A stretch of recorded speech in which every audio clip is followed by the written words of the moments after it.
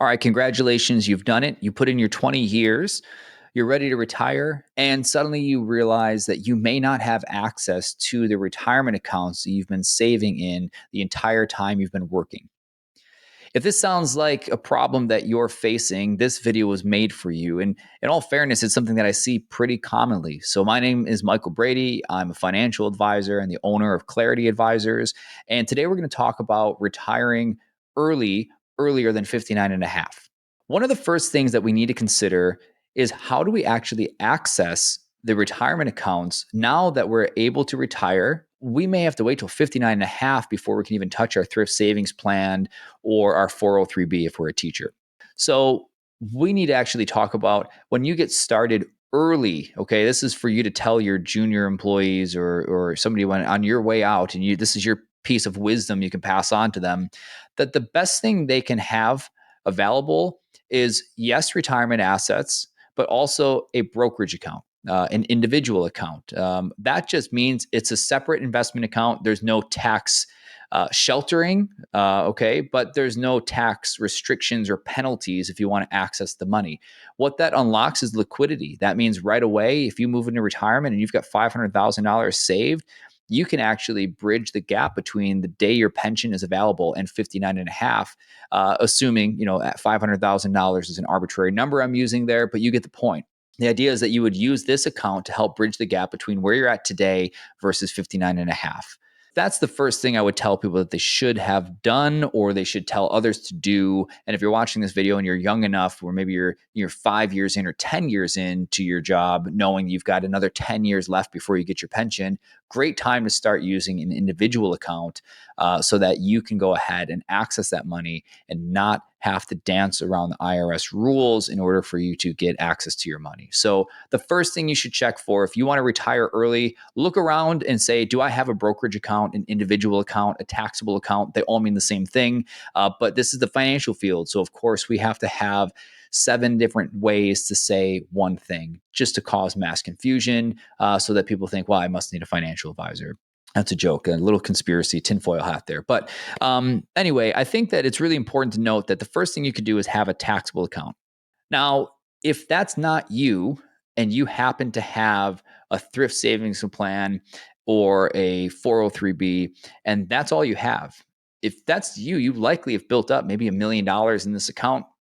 You'd love to get access to it. Your pension might be coming in around, I don't know, $2,000-$3,000 a month, maybe $4,000. And we need to access that retirement money in order for it to bridge our gap to where we were when we wanted maybe $8,000 or $5,000 a month coming in.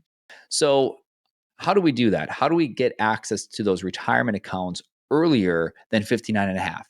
There's 2 ways that are popular in order for you to get access to your retirement accounts prior to 59 and a half. The first is the rule of 55. Now, I don't usually recommend this one. It's not my favorite one because it still requires you to kind of fly blindly here. You're doing it usually on your own. What I mean by that is if you're to leave your job, you have to keep your money at your job.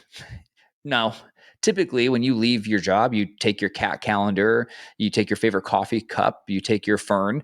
That's a snake plant, by the way. I do know my plants. Nonetheless, when you leave your job, you usually want to take your stuff with you. This rule, the rule 55, requires you to leave the money in the account at work. Now, if you're 55, if you are 55 in the year that you retire, you are able to now withdraw from this account penalty free. And if you're going to do that, I still say, there may be better options for you at 59 and a half if you want to roll that over to an IRA, work with a financial advisor. But in the short term, you may be doing that all on your own and doing some paperwork to figure out, okay, great, I've got access to my money now. The reason I still caution about this is just because sequence of returns is really important. What if you're overexposed to equities and you've got a really bad first few years in retirement? Maybe you could have worked with a financial advisor that could have helped protect the wealth that you've spent so much time building. Now, on the other hand, that gets overcorrected sometimes. I see people who have $1 million in their 403b or their TSP, and they think because they're retiring tomorrow, they should have it all in cash. Well, that's the other side of the ditch, So we don't want to necessarily be fully equities if we don't have enough money and we can't take on enough risk in order for us to be able to lose a lot in the first few years. But we also don't want to lose the fight to inflation and have all of our money on the sidelines, technically losing buying power. So there's still a professional that should be involved in doing this, unless you're just really good at do-it-yourself investments through all stages. So the first rule or the first thought is that we should have a brokerage account. If we got to retirement and we had a brokerage account that's penalty free for us to go and have access to, that's amazing. If you don't have that luxury, then we introduce the rule 55, assuming you're 55 years old. Now, I just came into a phenomenal problem for somebody to have. They're 54 and they retired. Well, they can't use the rule 55, obviously, for obvious reasons. But 54, we want to retire at 54.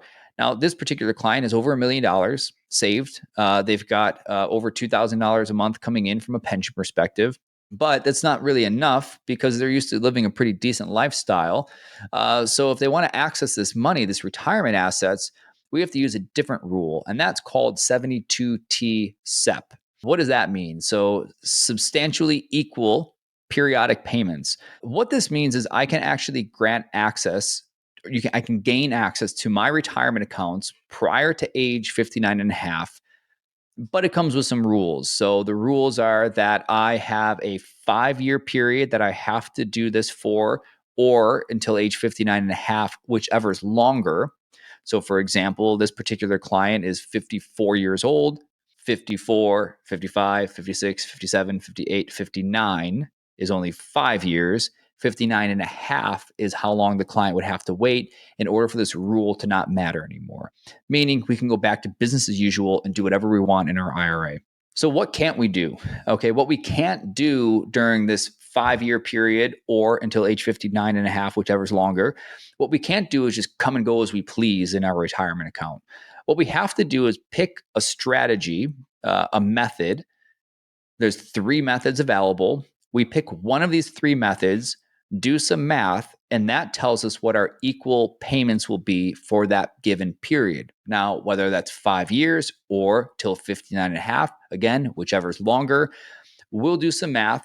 That math will help us determine how much we can have on an annual basis. You can make that monthly if you'd like to make things more normal. But you have to stick with that plan for the next 5 years. Obviously, this comes with a lot of downside. If your partner doesn't have access to cash, or if you need $80,000 a year and you have $1.5 million, you kind of almost asterisk, let's do some math there, but you would need all of that money to be dedicated to that particular IRA in order for you to produce that type of income. The limitation there is what if? What if we have a rainy day? What if we need more than just the $80,000 that year because of healthcare catastrophe, or what's more realistic is maybe lifestyle catastrophe. We were planning on buying a house in Florida, or we want to do this, a vacation home, and some expenses came up, we need a new roof. So again, there's always options out there. I'm not suggesting everybody goes and gets into debt, but I am a huge fan of home equity line of credits being open in the event you've got an emergency and you have an okay relationship with debt. Of course, there are low interest ways of obtaining access to cash in the event you are in this pinch.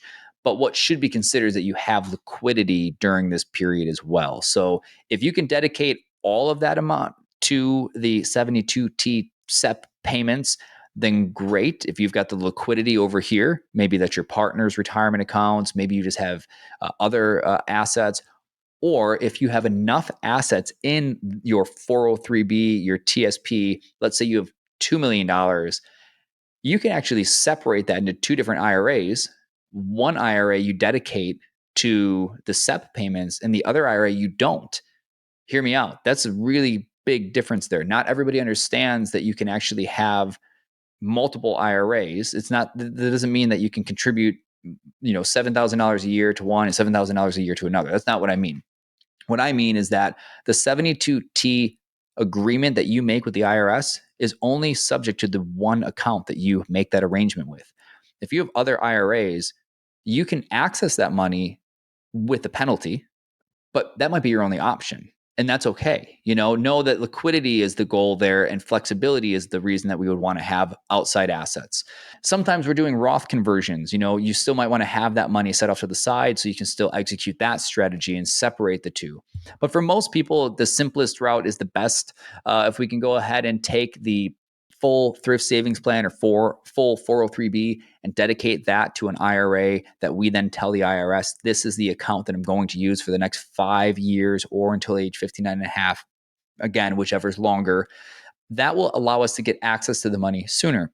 Now, the other thing that we need to consider is how much money is enough. Okay, so moving into retirement is one thing, having a pension is one thing, but usually the pension by nature is never going to be 100% of your income. 25 times your annual income is what you should have in your investment account. So if my desire is to have $100,000 a year in retirement, well, then I need to have $2.5 million in a retirement account. Ballpark rule of thumb, it's using the 4% withdrawal rate there as another rule, and it's making an assumption that we're going to retire and our period is going to be 30 years. That could be a problem for you if you're trying to retire early. So if I'm retiring, and I've got 5 years early, well, then we should assume a 35-year period, and we need to adjust accordingly. We either need to have more money in the bucket, or we have to assume a lower withdrawal rate, so we're taking out less money. The last thing I would want to talk about is just some other considerations. So, we talked about retiring early. To recap this, we really said that, you need to find out if you have access to your retirement accounts. So, congrats on completing the 20 years, but do I have access to my savings plan, my thrift savings plan, my 403b prior to age 59 and a half? We talked about the rule 55. This is if you're 55, you can access it. We talked about what if you're 54 or 53 or 50? How do I do that? How do I access the money then? We talked about leveraging the Rule 72T SEP payments through the IRS. And then the third thing that I wanted to kind of talk to you about today is just some other considerations. So for some, if you're a federal employee, if you've got VA health insurance, this isn't a problem for you. But health insurance usually is a problem for a lot of people. And I am not an expert. I don't want to be an expert on health insurance, but I partner with experts on that. So if you have any questions about that, reach out to me. I use a company called Move Health. But what I will say is finding an independent broker, a broker that has options and access to alternative options that may not be the traditional route. Of course, we have the Affordable Care Act as an option. You can go to the marketplace. You also have COBRA as an option, which is usually pricey. And, some alternative options that even my wife and I explored during different times where we use some sort of faith-based meta share programs that might serve you for a year or two or, during a gap period. So those are all options worth taking a look at. Again, I would partner with an expert on that for sure. Even myself, I kind of think I know some things about financial stuff, but I like to always put myself in the boxes that I know really well and then call in some experts for things that I just don't really even care to get into, like I said, health insurance. So healthcare is definitely an option you need to take a look at. Social Security, it's a lot of fun when we say, hey, wow, I can retire early. But then we look at Social Security off in the distance. We think, man, I can't really even access that yet. What am I going to do? And then what you're likely to do is kind of jump in early and grab Social Security at 62. For most people, that's an okay option. Social Security optimization has always been a goofy exercise with people. And, all of the calculators usually show them that the most optimal time for you to claim Social Security is at 70 or the latest that you can, and then live as long as possible. And it's like, well, sure, but is that really optimal or is that just good math? Optimal to me brings in the qualitative stuff too. That says it's my money and I want it now. To quote, somebody that we all probably know, but I would like to get access to the money earlier. So I don't think it's bad for you to grab money at 62. In fact, I look at Social Security optimization differently. I have a tool that I use with my clients that helps me. I actually walk them through an exercise, and it shows them that if you claim Social Security at 62 rather than 65, it turns out that you may be likely, in this particular client's case, they were actually able to capture 96% of their entire lifetime payout by retiring a little bit earlier than they had liked. So, your Social Security test, you could look at it that way. If you get a 96% on, you only gave up 4% of your entire lifetime payouts. you should feel good about that, not shame. But oftentimes people will move into retirement early. They grab Social Security at a younger age, and then that comes with some shame, thinking that they messed up or didn't do it right by waiting longer. And they hem and haw over that. I think this is a great exercise for everybody to go through so that you can actually just walk away feeling guilt-free about claiming Social Security at 62 or 65, maybe earlier than 67, full retirement age for you, or 70. That's a great exercise to walk through. I always encourage that. But the biggest thing I think we always need to think about as we go through this exercise of retiring early is really running the risk of longevity, the longevity risk. As goofy as it sounds, living long is a good thing, but running out of money is not. So making sure that you have enough money to make it through the ups and the downs of the markets, making sure that you're protected as you jump into the first few years, making sure that at least a good portion is not guaranteed, but at least set aside and pulled out and kind of sheltered from market volatility the first few years of retirement, while the other money that's dedicated to later years in retirement, that can go ahead and be invested. That's having a bucket approach is a really good idea. Having your short-term money that you need for the first year, your midterm 3 to 5 years protection, and then your aggressive and your growth stuff, that can all be money that's beyond the 5-year period that can go. And those will be the rainmakers for you, making sure that, if you run this exercise, you might poke your head up one day and go, I didn't even really touch much of my principal. I've been living off of growth this entire time in my retirement. And now I'm leaving these kids more money than I even thought I'd like to. So the deal here is that early retirement is exciting. You just have to figure out these awkward few years to bridge the gap between today and 59 and a half where you can access your money. So I hope this video helped. Feel free to schedule a time. If you click the link below in this video, I'm going to have some resources for you that will walk through some of this top content that we talked to today, a little bit of a checklist, and then of course, contact information to get in touch. This is the work that I do. My firm, we're really excited about working with people in this area because I think we add so much more value here than we do to somebody that just says, I've been doing it myself for so long. I'm just a little bit tired. So can you take this off of my plate? And I say, oh, wow, thank you. Now I just get to manage your investments. That's great. I'm thankful for that, of course, but I'm really excited when there's actual problems that we can solve rather than just returns that we can go and get just like the market. So this is really fun stuff for me. I hope this helped you, and feel free, like I said, book a clarity call. We can get to know each other, find out if there's any reason for us to be working together. Feel free to book a time. Thank you. I'll see you in the next video.